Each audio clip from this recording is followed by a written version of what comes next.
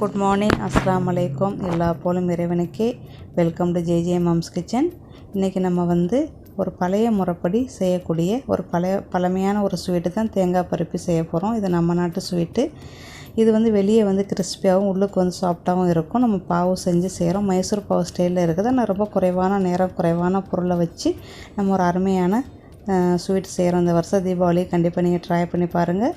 அதுக்கு முன்னாடி நம்ம சேனல் இது வரைக்கும் சப்ஸ்கிரைப் பண்ணால் சப்ஸ்கிரைப் பண்ணி பக்கத்தில் இருக்கிற மணி பெல் ஐக்கானே கிளிக் பண்ணிக்கிறேங்க. இப்போ வாங்க வீடியோவில் போவோம். ஏலக்காய் தூள் ஒரு 1/4 ஸ்பூனு, சீனி 3/4 கப்பு நான் எடுத்துருக்கிறேன்.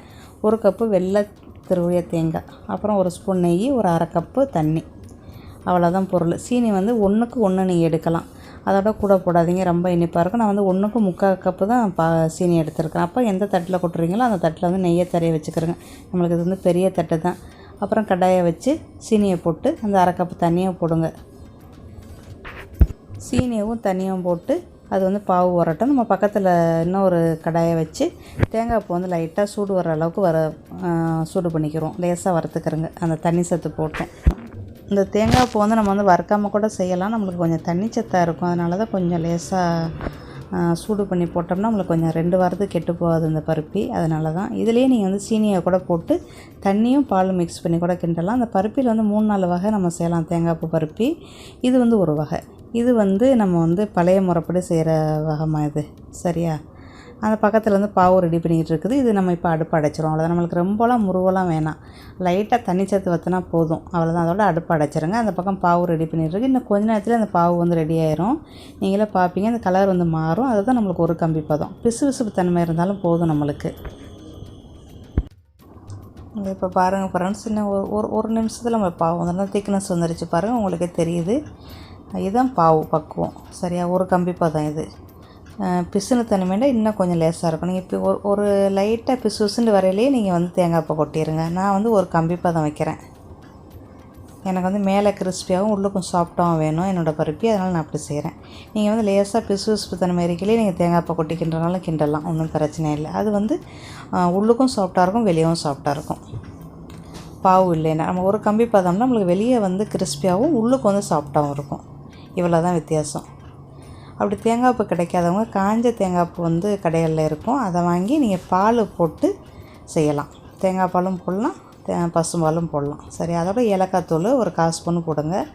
ஏலக்காய் தூள் நம்ம சீனியும் ஏலக்காயும் போட்டு அரைச்சி தூள் பண்ணிக்கிட்டீங்கன்னா அதுவும் ஏலக்காய் தூள். அவ்வளோதான். நம்மளுக்கு இன்னும் கொஞ்சம் சுண்டி வரணும். சுண்டி அப்படியே திரண்டு வரும்போது 1 ஸ்பூன் நெய் போடுங்க. நெய் போடாமல் கூட நம்ம செய்யலாம். நெய் போட்டால் நம்மளுக்கு கொஞ்சம் வாசமாக இருக்கும். அதனால் ஓவராக நெய் போடாதே. 1 ஸ்பூன் இல்லைன்னா 3/4 ஸ்பூன் போடுங்க, போதும் இந்த அளவுக்கு. சரியா? இது மொத்தம் 12 பீஸ் வந்துச்சு ஃப்ரெண்ட்ஸ். இந்த தேங்காய் பூ வச்சு நம்ம நிறையா மாதிரியான பருப்பிகளும் ஸ்வீட்டுகளும் நிறையா மாதிரி செய்யலாம். இது நம்ம ஆரம்ப காலத்துலேருந்து தேங்காய் பருப்பி நம்ம இப்படி தான் செய்வோம். இது ஒரிஜினல்னு கூட நம்ம சொல்லலாம். இந்த மாதிரி தான் நம்ம செய்வோம். நெய் பெஸ்ட்டாக இருந்தால் போடலாம், இல்லைன்னா தவிர்த்துக்கலாம். நான் 1 ஸ்பூன் நெய் போடுறேன். நெய் போட்டால் கொஞ்சம் வாசமாக இருக்கும். அதனால் நம்ம நெய்யை எக்ஸ்ட்ரா போடுறோம் ஃப்ரெண்ட்ஸ். அவ்வளோதான், முடிஞ்சிருச்சு. நெய் போட்டு 1 ஸ்பூன் நெய்யை போட்டு கிண்டி விட்டு அடுப்பு அடைச்சிருங்க. அவ்வளோதான், பருப்பி ரெடி ஆயிடுச்சு. இப்போ நம்ம தட்டு எதில் நெய் தட்டையை வச்சுருக்கிறோமோ அந்த தட்டில் கொட்டி நல்லா அப்படியே அமுக்கி விட்டீங்கன்னா சுழிச்சிட்டு நல்லா அமைங்கிரும். அமுக்கி விட்ட 1 நிமிஷத்துலேயே நம்ம என்ன செய்யணும், கீரி வச்சிடணும். ஏன்னா இதுதான் நம்ம பாவு செஞ்சு நம்ம தேங்காய் பூ கொட்டுறதுனால நம்மளுக்கு கிறிஸ்பியாக இருக்கும். மைசூர் பாவு மாதிரி ஓரளவுக்கு கிறிஸ்பியாக இருக்கும் வெளியில். அதனால் நம்ம சுடவே கட்டிங் பண்ணிடணும். சரியா? அவ்வளோதான். இதுக்கப்புறம் நம்ம தட்டில் நெய் தடவி வச்சுருக்குறோம் பாருங்கள். அதில் கொட்டி நல்லா அப்படியே பரப்பி நல்லா அமுக்கி வச்சுருங்க. நம்ம இந்த ஆப்பை யூஸ் பண்ண முடியாது, அதில் பருப்பி ஒட்டிக்கிட்டு இருக்கோம். வேறு ஒரு ஆப்பையை வச்சு நீங்கள் நல்லா அப்படியே அமுக்கி சுடச்சுட்டு அமுக்கிட்டிங்கன்னா எல்லாம் அழகாக ஒன்று சேர்ந்துருவாங்க. அதே மாதிரி மைசூர் பாவுக்கு நம்ம எப்படி சுட இருக்கையிலே நம்ம கோடு நம்ம வெட்டுவோமோ அந்த மாதிரியே வெட்டிடுங்க. நான் இந்த ஆப்பையை வச்சு தான் இப்படியே செஞ்சேன். நல்லா அழகாக வந்துருச்சு. சைஸ் நம்மளோட விருப்பம். நம்ம எவ்வளோ இதுவும் போடலாம். நான் கொஞ்சமாக செஞ்சுருக்கிறேன். 1 கப்பு தேங்காய் பூ வச்சு செஞ்சுருக்கிறேன். நீங்கள் இது மொத்தம் எனக்கு 12 பீஸ் வந்துச்சு ஃப்ரெண்ட்ஸ். நீங்கள் நிறையா வேணும்னா நிறையா போட்டு தேங்காய் பூ போட்டு செய்யுங்க. சரியா? அவ்வளோதான், ரெடி ஆகிடுச்சு. இப்போவே நம்ம என்ன செய்யணும், கத்தி வச்சு வெட்டிடணும். கத்தி வச்சு வெட்டலாம், அந்த ஆப்பையை வச்சு நம்ம வெட்டலாம். ஏன்னா இது கத்தி மாதிரி தான் இருக்கும். ஆப்பையும் வச்சு நம்ம வெட்டிடலாம், நம்ம விருப்பம். சரியா? ஆனால் சுட இருக்கையிலே கட்டிங் பண்ணிடுங்க. நம்ம மைசூர் பாவெல்லாம் எப்படி சுட சுட இருக்கையிலே கட்டிங் பண்ணுவோமோ அதே மாதிரி இந்த பருப்பியும் நம்ம கட்டிங் பண்ணோம். ஏன்னா நம்ம வந்து பாவில் செஞ்சு போட்டிருக்குறோம். அதுவே பாவு செய்யாமல் தேங்காய் பூவில் போட்டு செஞ்சிங்கன்னா அதை வந்து ஒரு 5 நிமிஷம் இல்லை 10 நிமிஷம் ஆற வச்சு கூட நீங்கள் கட்டிங் பண்ணலாம். இது நம்ம பாவில் செஞ்சதுனால நம்ம சுட சுட இருக்கையிலே கட்டிங் பண்ணிடணும். உங்கள் சைஸுக்கு தக்கன கட்டிங் பண்ணுங்கள். இது மொத்தம் வந்து நம்மளுக்கு வந்து 12 பருப்பி வந்திருக்கு ஃப்ரெண்ட்ஸ்.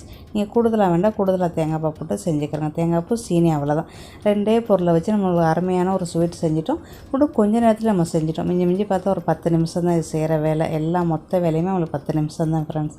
தேங்காய் பூ மட்டும் திருவி வச்சுட்டிங்கன்னா ஈஸியாக நீங்கள் ஒரு அருமையான சூப்பரான பருப்பி நீங்களும் செய்யலாம் ஃப்ரெண்ட்ஸ். இன்னொரு நல்ல பதிலை சந்திக்கிறேன். தேங்க்யூ ஃபார் வாட்சிங். இந்த வீடியோ பிடிச்சா லைக் பண்ணுங்கள், கமெண்ட் பண்ணுங்கள். இது வரைக்கும் நம்ம சேனலை சப்ஸ்கிரைப் பண்ணுங்கள், சப்ஸ்கிரைப் பண்ணுங்கள். தேங்க்யூ.